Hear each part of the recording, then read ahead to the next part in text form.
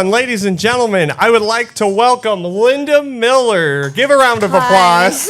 Hi, everybody. Go ahead and talk. Hi. Okay. All right. The audio's working. It's working. All right. Well, thank you for joining me today. You're welcome. Oh, it's been a blast hanging out with you so far and talking and chatting. And I would like to share this experience with everyone that are here, everyone on YouTube. All right. So, King Kong Escapes, which you are from, for me is iconic for a couple of reasons. 4, to be precise. 1, Linda Miller's in it. 2, the introduction of Gorosaurus to the Godzilla franchise. Is that the first time he was in it? Yes. Oh, okay. Yep, King Kong Escapes was. And then the introduction to a live-action Mecha Kong. First time and the last time that's ever been done. And the first Japanese Doctor Who. Yeah, the character in that movie, the villain, is named Doctor Who. Interesting. You know, what's interesting is in America, you call it Mecha Kong. When we were doing it in Japan, it was Mechanicong. Really? Yes. So the first time I heard Mecha Kong, I thought, are they the same thing, you know? Yeah. Because in Japan, they call it, well, at least during the film. I don't know what they call it now, but during the film, they called it Mechanicong. Thank you, Phil. I had to read it. I don't know what's going on anymore. What's this? That's her name. Oh, It's her name. my name? It's got our names. Oh, my gosh. All right, so let's just start. Okay. Well, we kind of already did, but so I want to also start with this, talk to you a little bit about it, but your character in King Kong Escapes was the first time one of the blonde women that Kong is in love with, actually, you boss him around and he listens to you. I didn't realize that until you just mentioned it a little while ago. Really? Yeah, I just, you know. Yeah, and the next time they ended up doing that was in Peter Jackson's King Kong. So she was the first one to ever tell Kong what to do, like stop rocking the boat. I eat and sleep on that boat. You know? All right. Give me 1 second. What was it like working with the Shiro Honda? Okay. Just a little bit of a backstory. When I was in Japan, I lived in Japan, and that's how I got the job when Arthur Rankin saw my picture on the cover of a magazine. And so I didn't know any of the people involved. I didn't know Takarada-san, I didn't know Nakajima-san, I didn't know Honda-san, I didn't know any of them. So when I went into the film, I had no sense of awe or reverence for who they were. But having worked specifically with Honda-san, he was like a father figure.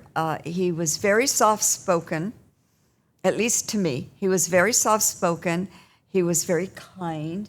I felt like he sort of took me under his wing because he knew informationally wise, but he also knew, you know, like spirit-wise, that I had no idea what I was doing because I had never acted before in my life, and I was extremely nervous. I was extremely self-conscious.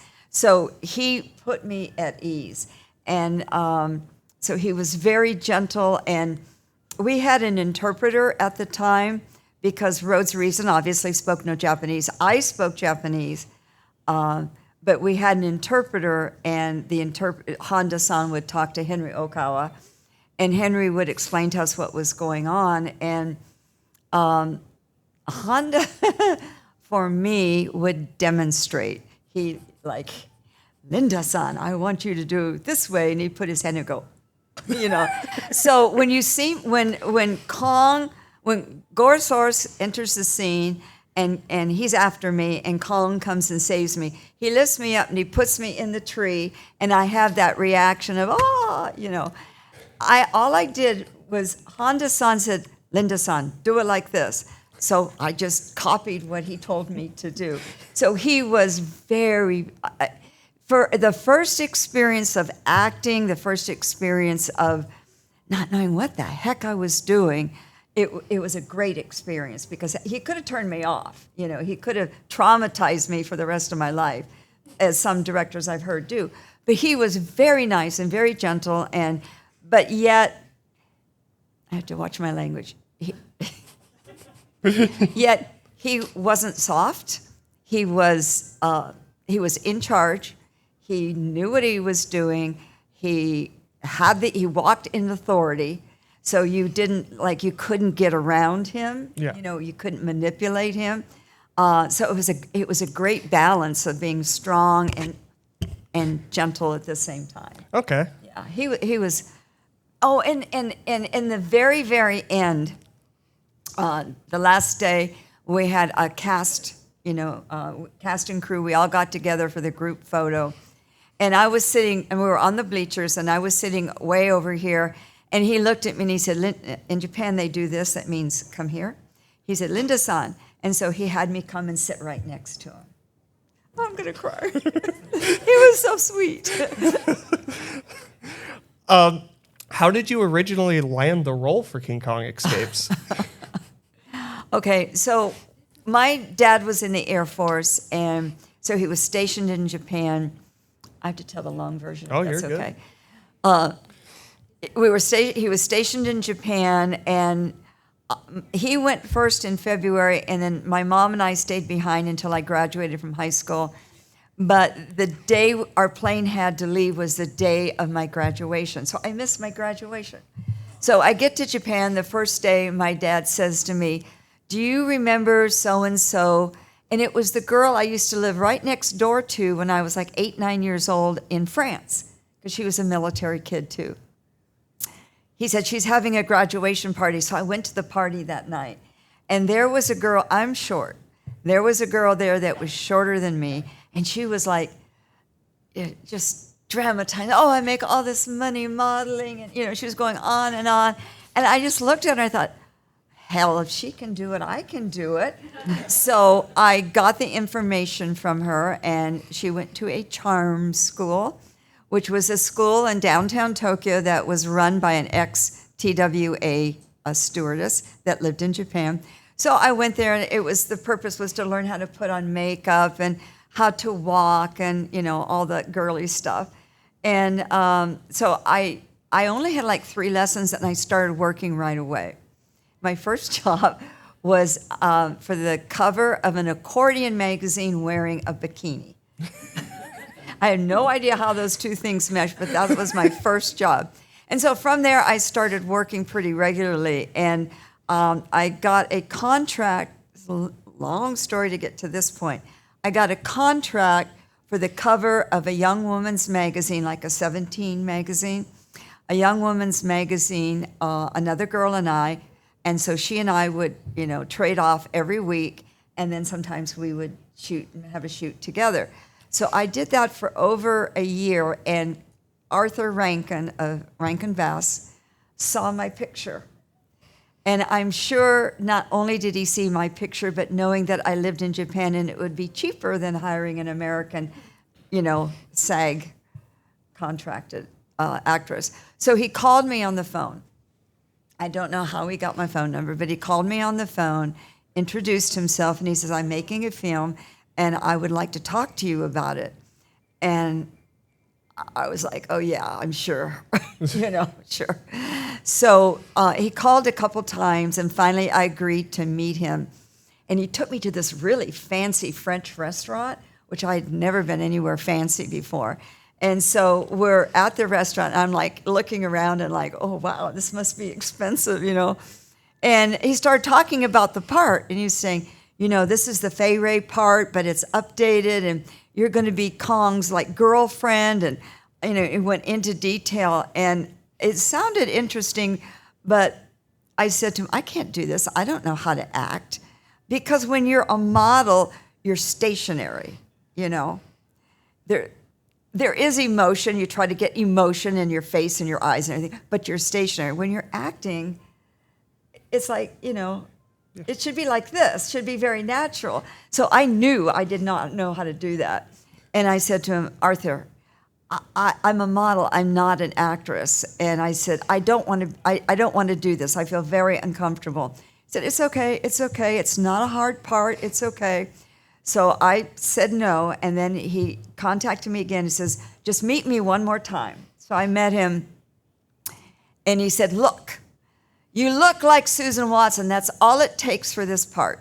He says, it's not challenging. You're not going to have to do all these amazing actressy things. You look the part. I want you to do it. And I said, Arthur, I'm going to ruin your film. He said, no, if you do, even if you do, it's okay. So I couldn't talk him out of it, you know. So I thought, damn, I'm just going, okay, I'll do it. And that's how I got the part. I didn't audition. I mean, if I had auditioned, he might have changed his mind, you know. But I didn't audition. And first day of the set, I went like, I'm here. What do I do? You know.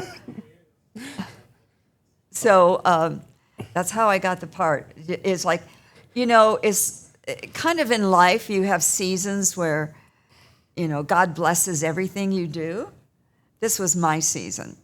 I was Cinderella living in Japan. I'm an American, but I don't look so American that Japanese can't relate to it. I'm not blonde hair, blue-eyed, and 6 foot tall. I'm like Japanese size at that time. I'm Japanese size, brown eyes. I had medium brown hair, which Arthur immediately made me dye it blonde.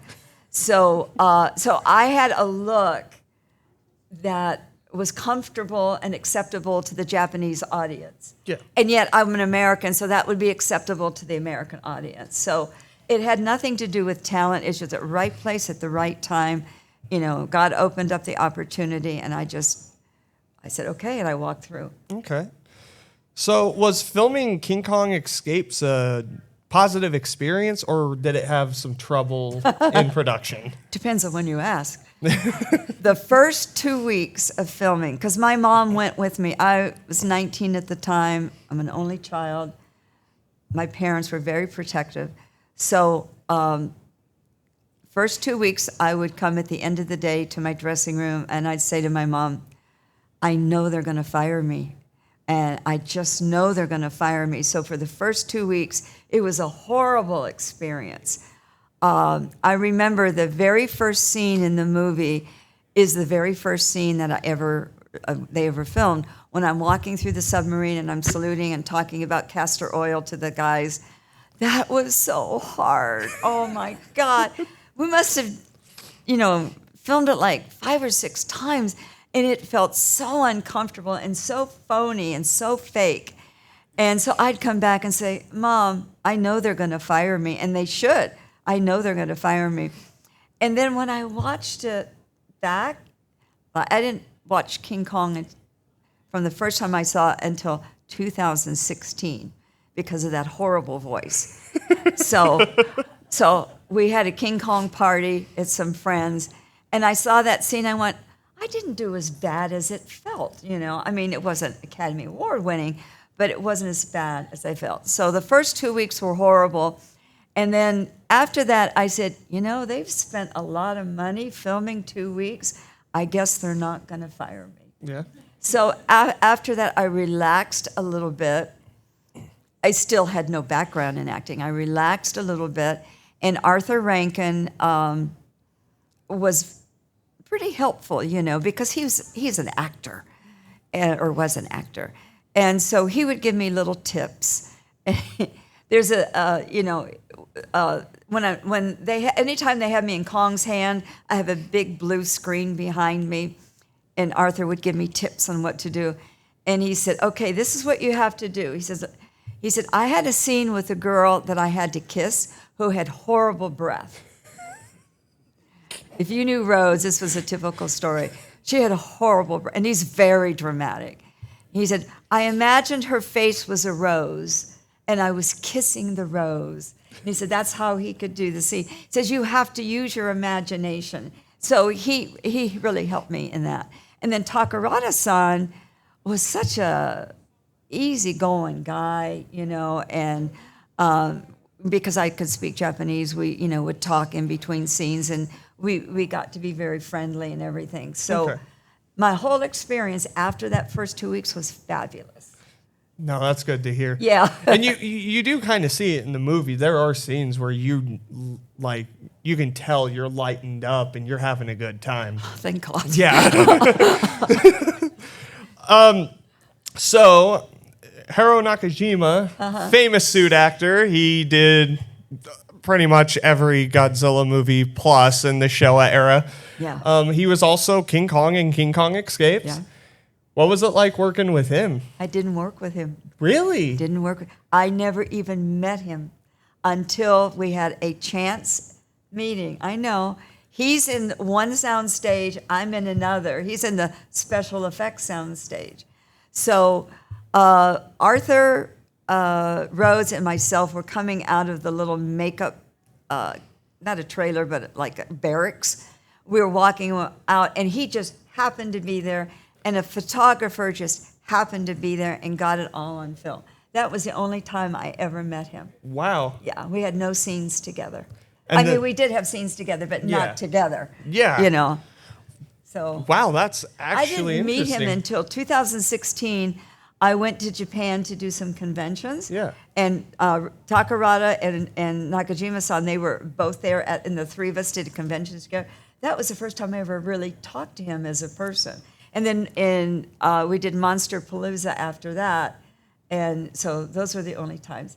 And you know what's funny about him? He loved the girls.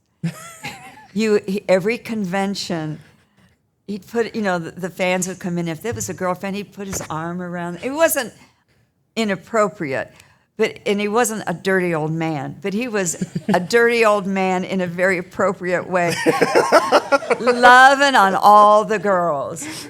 And there'd be lots of lines at his table. He's the only one who ever had lines, and he would light up when he saw a pretty girl, and his daughter's sitting right next to him.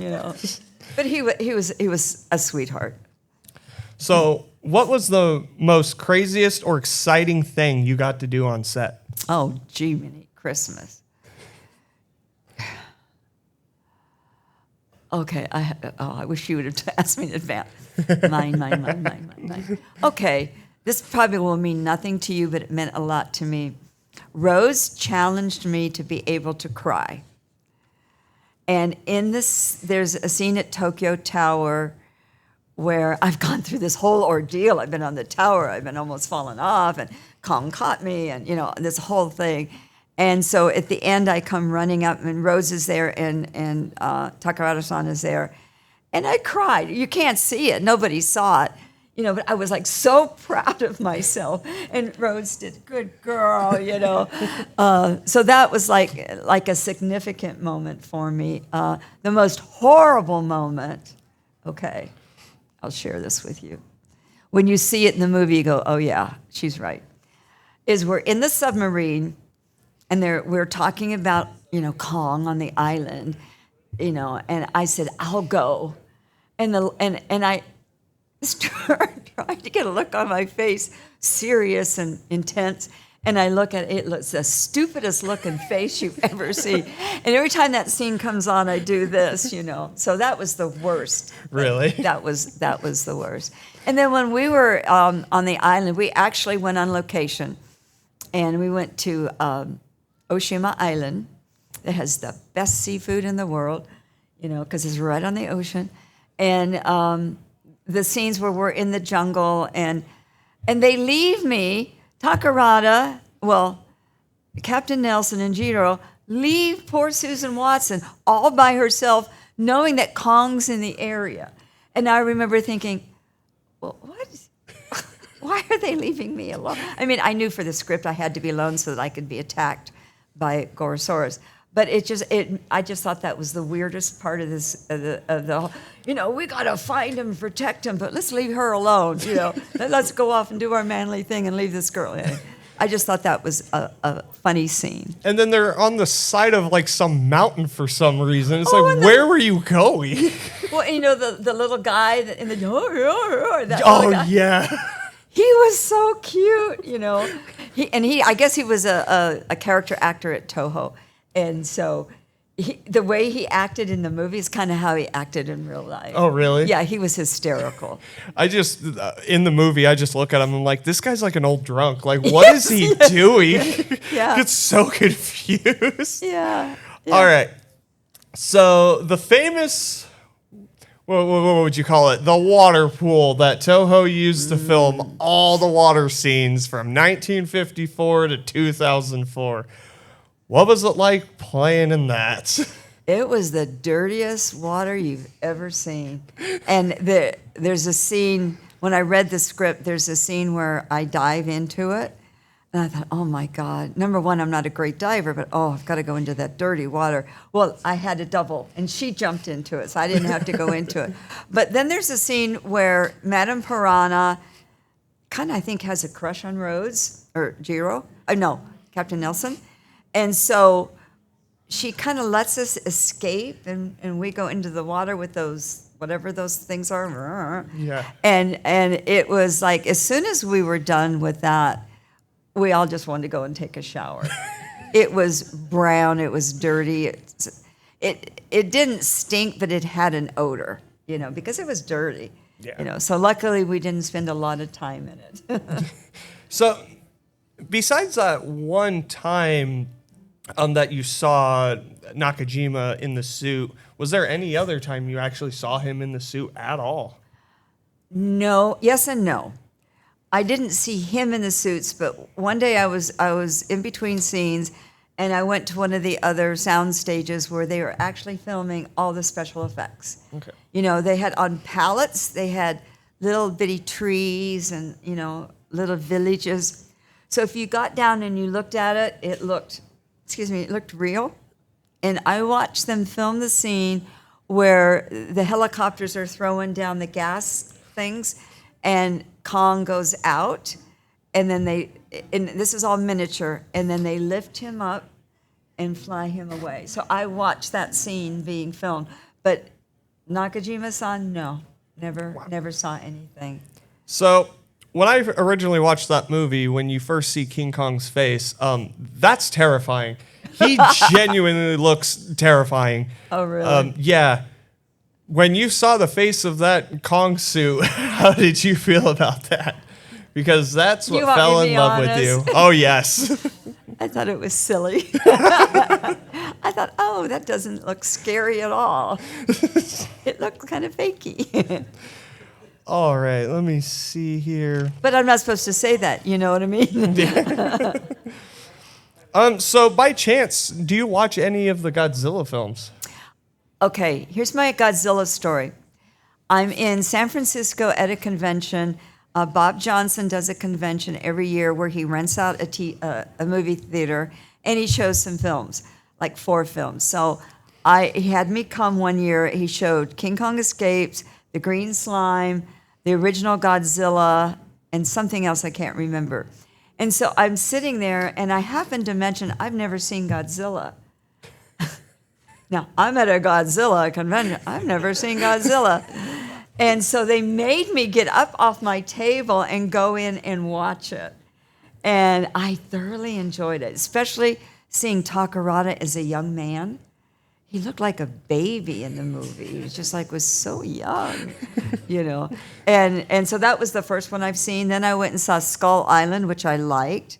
I saw the one Godzilla versus King Kong where they kind of in a draw at the end. Oh, the newer one. Yeah. And I like that one. And on Netflix, I watched most of -1. Oh, really? Yeah, and I really liked that one.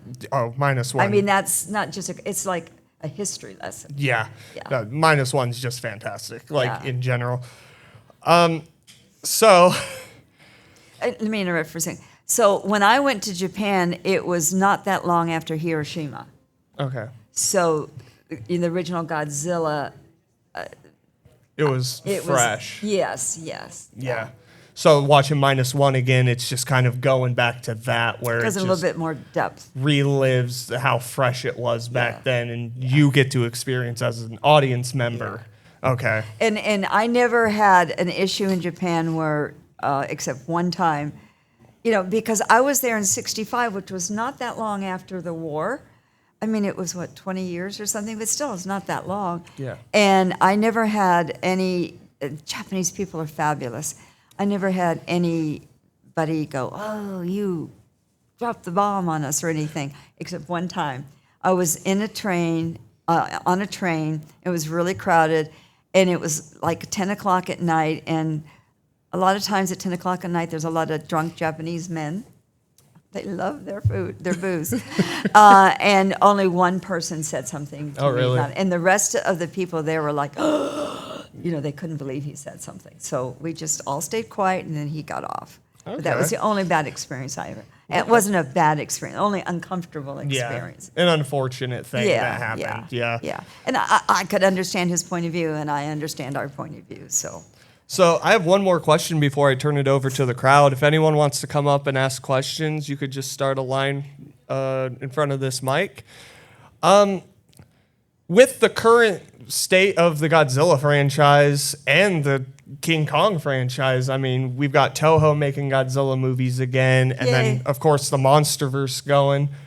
Is there any chance that you will return to it? From your lips to God's ears. Of course, I would love to, but that doesn't mean anything. I mean, it's the people in power. I kind of wonder if the guys that create these movies have any realization of the fan base. Because when Takarada in 2014, he did a cameo, and they cut that sucker out. Oh, yeah. 23 seconds. They couldn't give him 23 seconds. It was ridiculous. And it would have meant the world to all the fans. So I don't put myself in the same level as him, but, chances are it's never going to happen. I would love for it to happen. If I could wave a magic wand, I would make it happen, but yeah. Yeah, no, I would honestly, I've speculated a million times on things where classic characters could come back for some of these movies.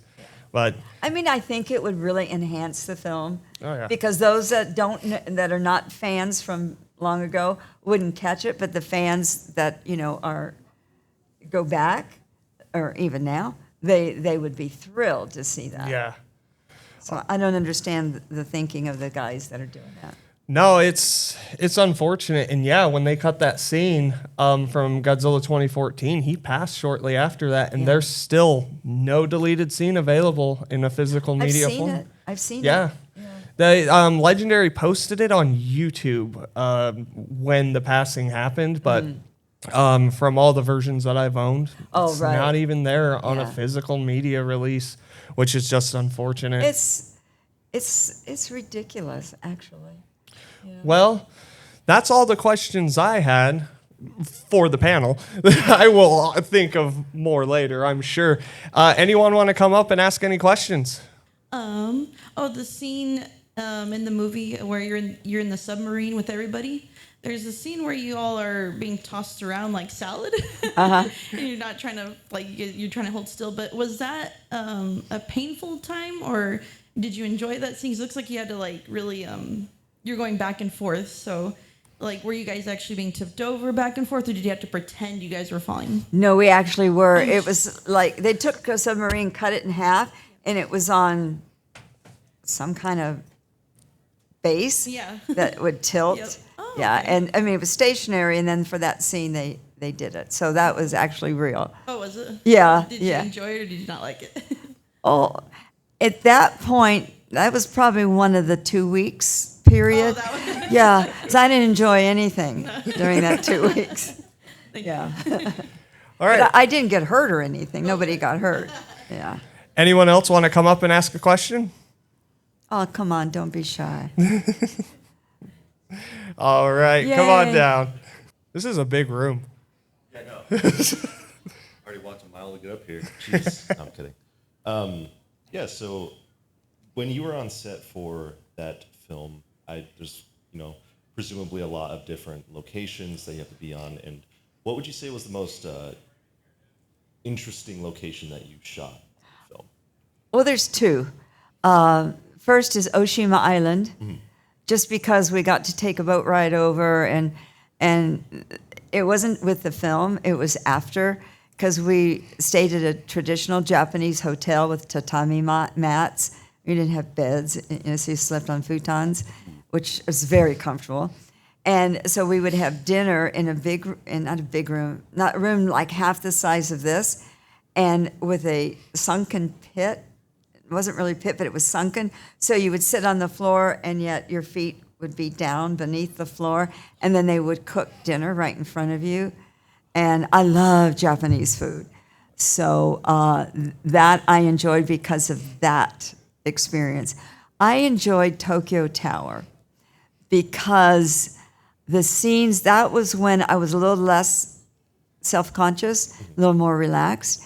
And so I had a lot of scenes there. I didn't, when you see me climbing, I'm not climbing Tokyo Tower. That's inside the studio. And I've got a couple of pictures where Honda's in front of me and I'm climbing behind him because he knew I was afraid of heights. And they weren't like on the ground. I mean, they were up high. Well, to me, they were up high, And so all of those scenes, the Tokyo Tower scenes were like my favorite.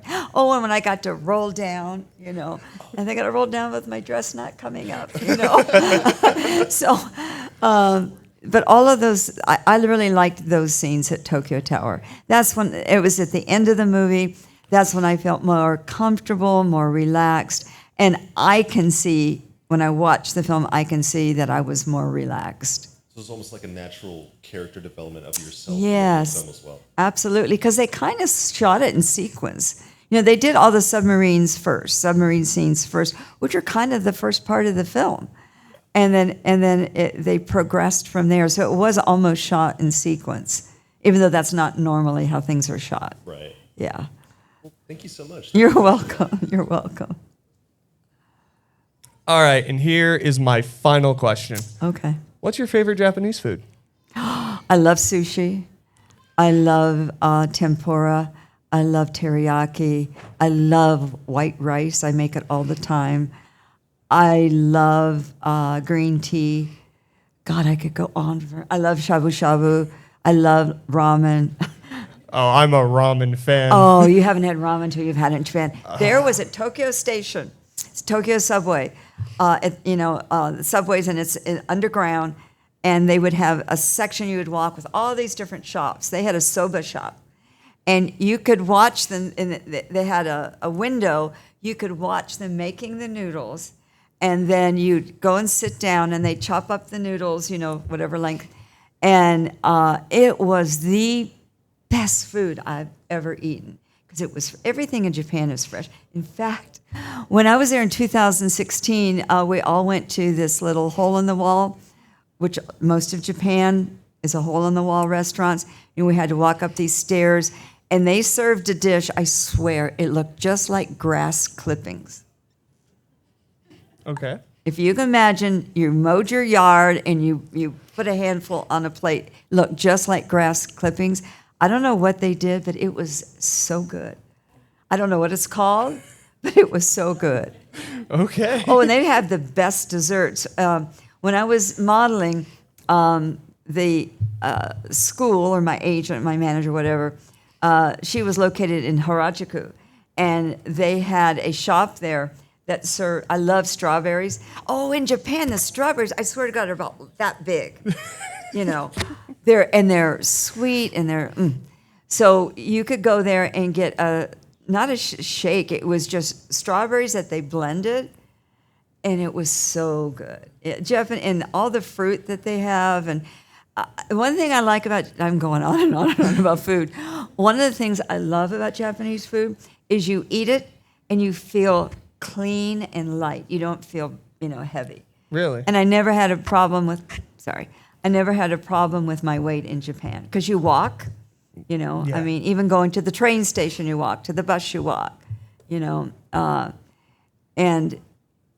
their food is just so good. And the little teeny shops that are tucked away, those are the best. There was a Netflix program, I can't remember the name of it. It was like Tokyo Diner or something. And it was where people, like at midnight, he would open, and all the late night workers would go there. And their food is really, really good. If I ever go to Japan, I can't wait to try some of that food. That Oh, sounds yeah. great right now. Yeah. Well, ladies and gentlemen, I would like to thank Linda Miller for Thank joining you, me tonight. guys. Let's give her a round of applause. Thank you very much. Yeah. All right. So we go back now? Yeah, we gotta go Okay. back. All right. Thank you guys for watching. And if you like what you see here, maybe give me a subscribe, maybe a notification bell ring. All right, go away.